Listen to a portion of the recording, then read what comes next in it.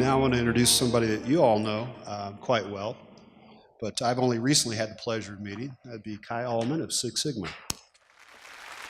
Thank you, Jeff. As you could understand from the introduction, I'm at the beginning of the journey here. So can I have a copy of all those slides, please?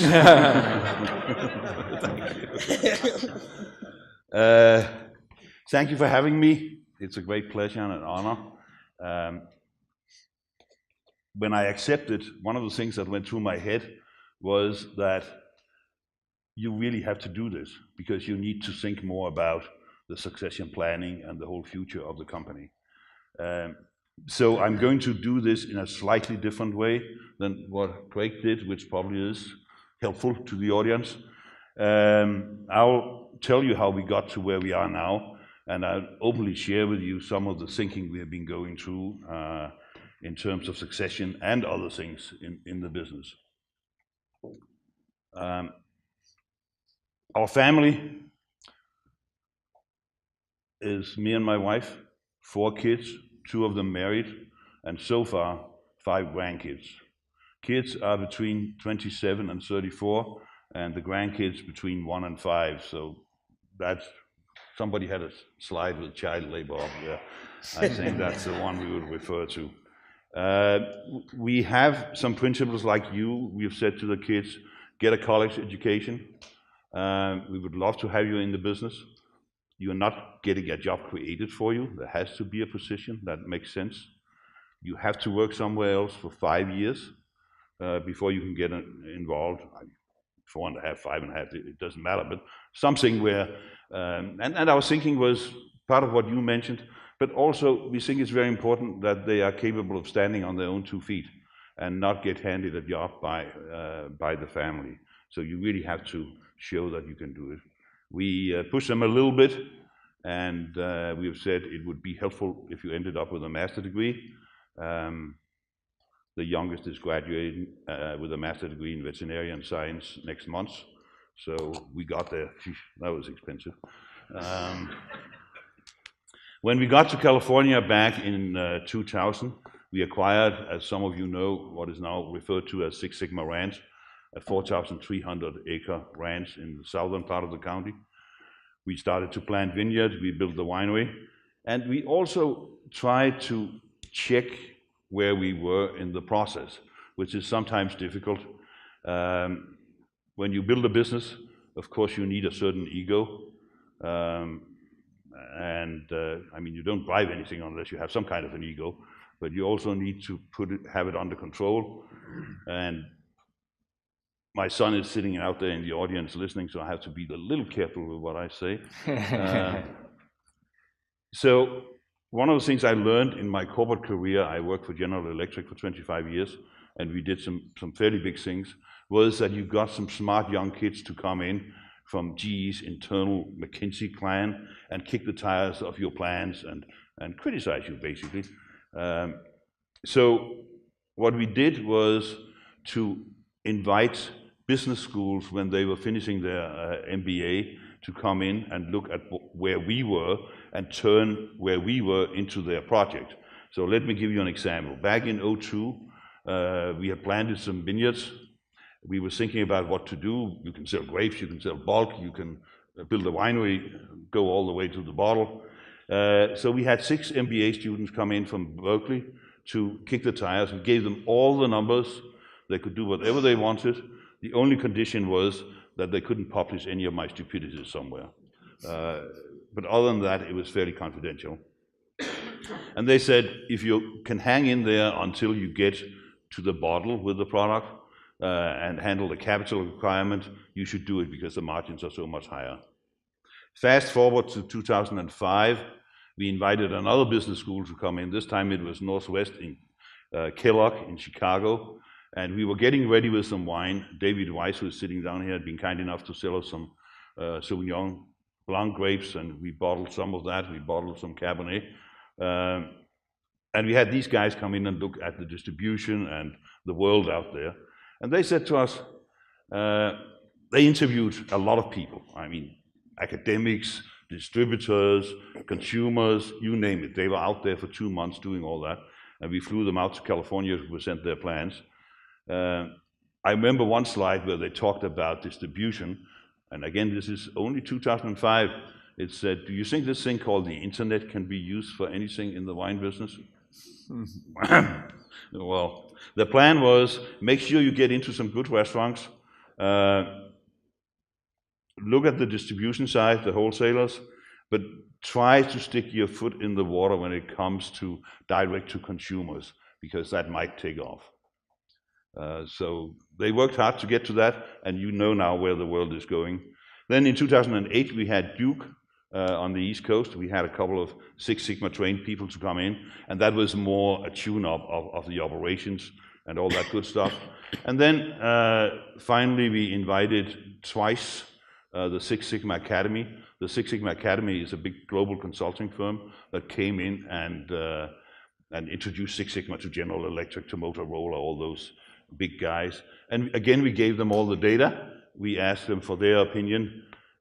And the bottom line was, sell as much as you can directly, make it a destination, do everything possible to attract people to Lake County and to Six Sigma Ranch, because that's where, when they see the beauty of this place here, they will come back, they will remember the wines. We talked about volcanic soils, we talked about the Red Hills and all that good stuff, but that will attract them. But you have to make it a destination, you have to build something so people can stay overnight, and so on and so forth. Changing gear a little bit, and going back to compliance, governance, and succession planning, and all that good stuff. Let me talk a little bit about the corporate world. And back in 2002, a new act was passed in Washington, D.C., the so-called Sarbanes-Oxley, which was basically about investor protection, about accountability, about responsible acting, and all that stuff that you have to do when you are the board of a public company. It was called Sarbanes-Oxley for a month, then it was called Starbucks. That was probably too close to Starbucks, so they renamed it SOX. And now there is a tendency to push something called SOX Light, which is meant to be the governance, the control and everything on family-owned, privately held businesses out there, exactly like wineries. And there's a lot of good lessons to be learned. To me, and as part of the picture, I have been sitting on public boards for the last 16, 17 years. And the single most important thing for the board, and whether that board is a family or family plus somebody from outside or family plus some investors, however you structure it, doesn't really matter. It's the same way of thinking about how you do governance of a business. It is to make sure that the company has the right strategy in place. And Craig illustrated how that was done. We do yearly offsite with the staff. We discuss mission statement, strategy, and my son Christian is in charge of all that. So we pull that together. But once the strategy is in place, you have to make sure that you have good succession planning. You have to make sure you have somebody who can execute the plan and somebody who can follow if something goes wrong.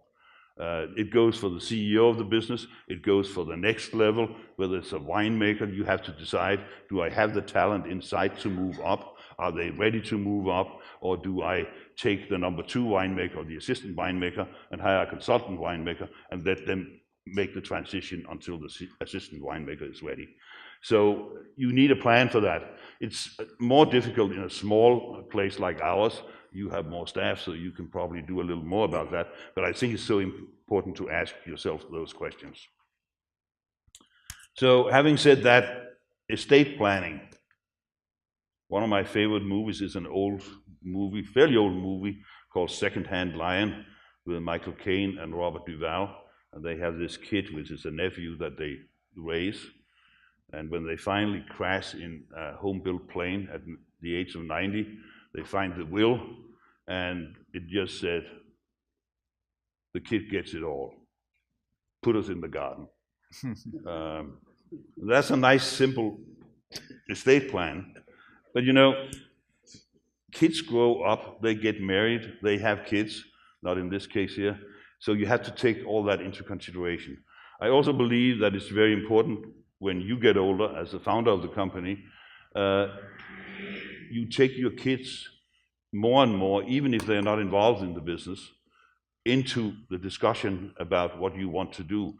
Because at a point in time, there's sort of a little tipping point where you start to make, on behalf of the estate, on behalf of the company, you make their decisions as adults, and it's unfair that one person does it.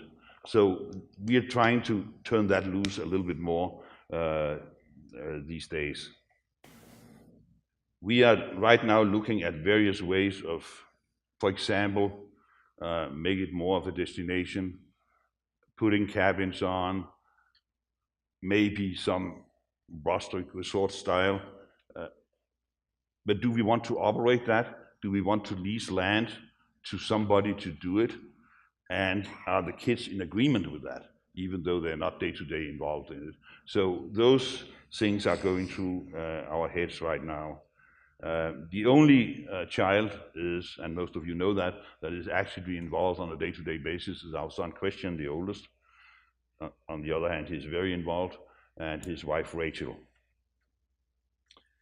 Handing it over to the kids is a difficult decision, and I can't help going back in history and quoting a guy by the name of Meyer Amschel, a Jew living in Germany, in Frankfurt, back in 1700 and something. And back then, Frankfurt had a ghetto with a fence around it. Fencing off something is not a new thing. So they fenced off the Jews, and they needed permission to get out into the city, and it was not a very nice area. But Meyer built a business. First he traded rare coins. Then and this was around 1800, where Napoleon started a lot of wars, so a lot of those smaller kingdoms that made up Germany needed money to defend themselves. So he got into the lending business and did fairly well, first as a facilitator of lending, or more as a broker, but then he started gradually to build a bank, and did very well. In 1810, he was suffering with bad health, and in 1812 he was lying on his deathbed. He called his not 12 kids, but 5 sons. The girls were not allowed because they only made it to the First Testament. Called them to his deathbed, and he said, "Sons, you are now in different parts of our business. One was in Hamburg, because that was a little easier for Jews to get in and out. One was in London, that was basically free. The others travel around. You're going to take over. I'm not going to make it. But promise me one thing. You have to think about unbreakable unity in whatever you do. If you stand together, you can do this. If you don't, you cannot. You can disagree, but walk out of that conference room with an agreement and a plan for how you get out of it." And Meyer Amschel's sons decided to follow Dad's advice. Let me finish the story by saying that his last name was Rothschild, and they ended up building the biggest bank in Europe. As far as Six Sigma, which is so far from Rothschild that it can be, but I still like the whole story about the unity of the next generation. We have made an estate plan. We have set up trust for our 4 kids, and we have done it so that our kids are in control of them. As our law firm said to us when we did it, you never know what happens. And I'm a little damaged by the corporate background. I've seen a lot of bad stuff happen sometimes. So you think about, how do we need to protect this? And you don't know whom they're going to marry, so you have to take that into account. So far, we've been extremely lucky, but we still have 2 to go. The prospects look good. The prospects look good. The life insurance, well, we did the first estate plan when I was younger and healthier, so I could get good life insurance. So that is in place. We have 2 companies. We have Six Sigma Winery and Six Sigma Ranch for liability reasons. And a winery, when you start it, is worth less than nothing, because it takes time to build it. So we have gifted pieces of the winery to the kids. They now own 40%, and we still own 60, maybe a little more than 40. I didn't check the details. What we are trying to do now as the next phase is to create an advisory board, first with the family, with structured quarterly meetings, so they can have their input. We will probably find down the road, but we will discuss it at our first board meeting, whom to invite to come in on this advisory board. And then we also need to discuss how we treat the kids that are actively involved in a more structured way, because they help build the value, they help build the business, and they deserve something for that. So those are my remarks, Jeff.